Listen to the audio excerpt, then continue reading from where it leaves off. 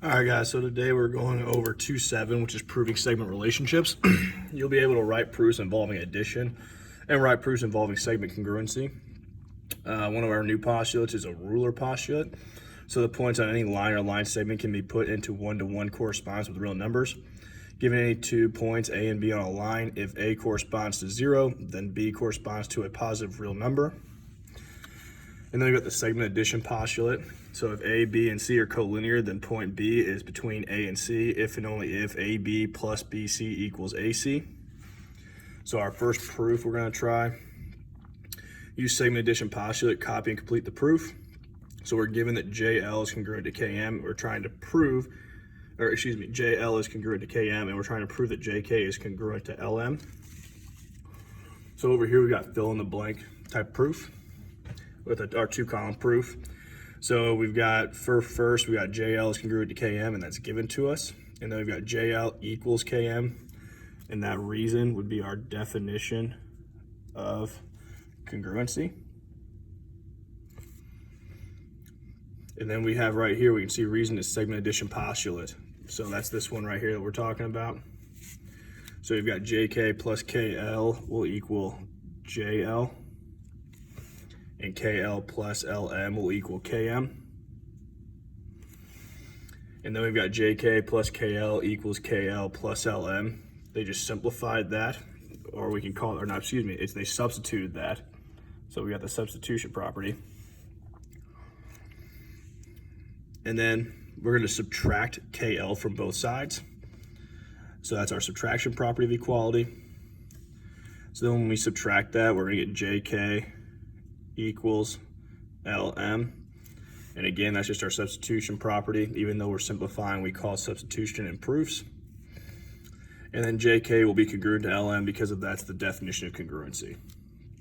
So then we got some properties of segment congruency. The reflexive property of congruency is AB is congruent to AB.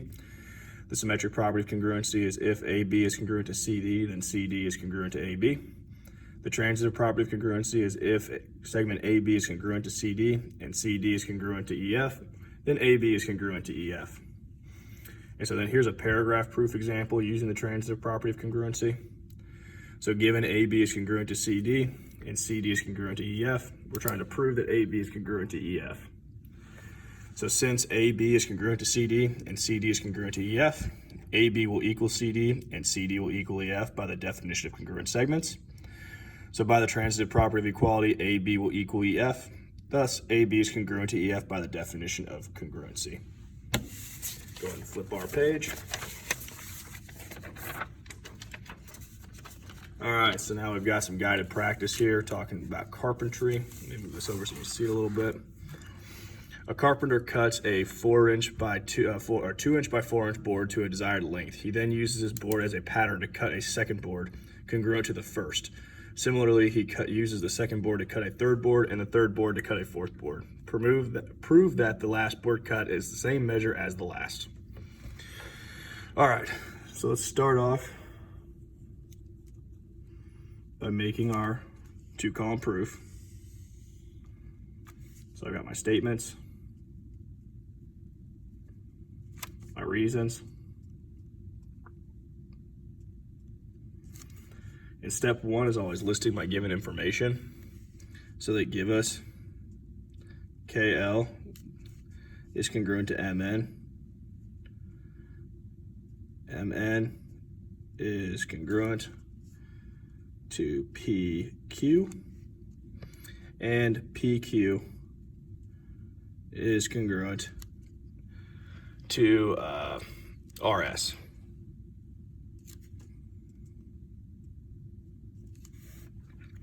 All right, so number 2.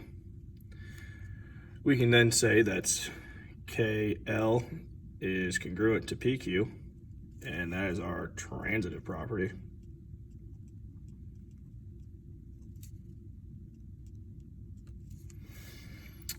Also along with our transitive property, so number 3, we can also, because of this stuff, say that KL is congruent to RS. And that's still our transitive property. So then number 4,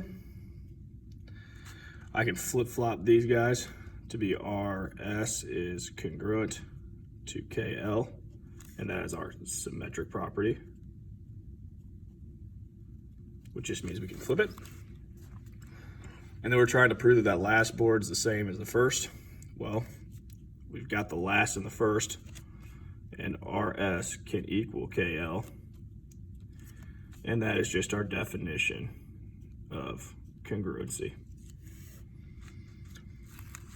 So now we're looking at this one, copy and complete the proof. So given LK is congruent to NM and KJ is congruent to MJ, prove that LJ is congruent to NJ.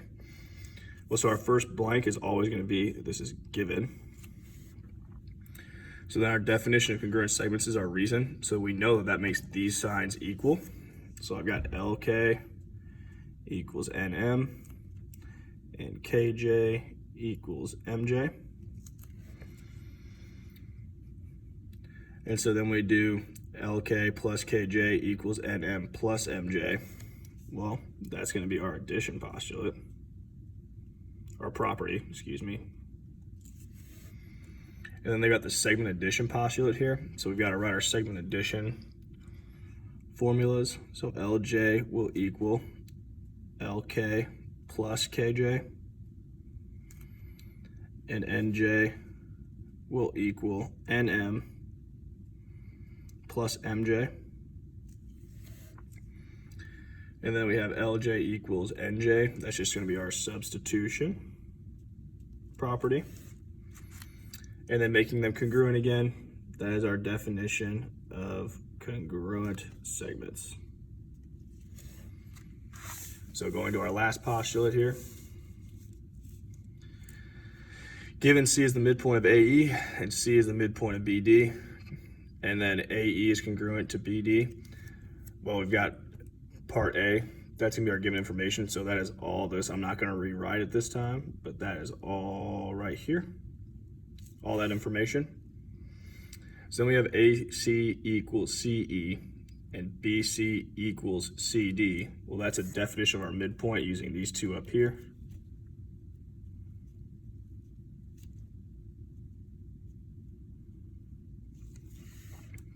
And then we can say AE equals BD. That's using the congruency sign here. So all we're doing is changing the congruent sign to an equal sign. So that is our definition of congruent segments. And then we've got our segment addition postulate. So that's when we're going to have to use our AE and our BD here and create a formula. So I've got AE equals AC plus CE. And again, I'm using my picture here. AE, the whole thing, will equal the part plus the part. Then I do the same thing for BD, will equal, so BD will equal BC plus CD. And then I get here and I got AC plus CE equals BC plus CD. So I'm just substituting, instead of using these, I'm just substituting those two and setting them equal to each other.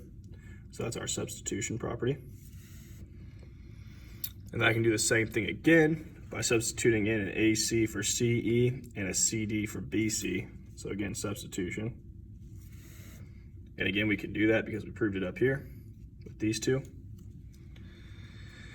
So now for our simplify, we're going to have to 2AC equals 2CD with those.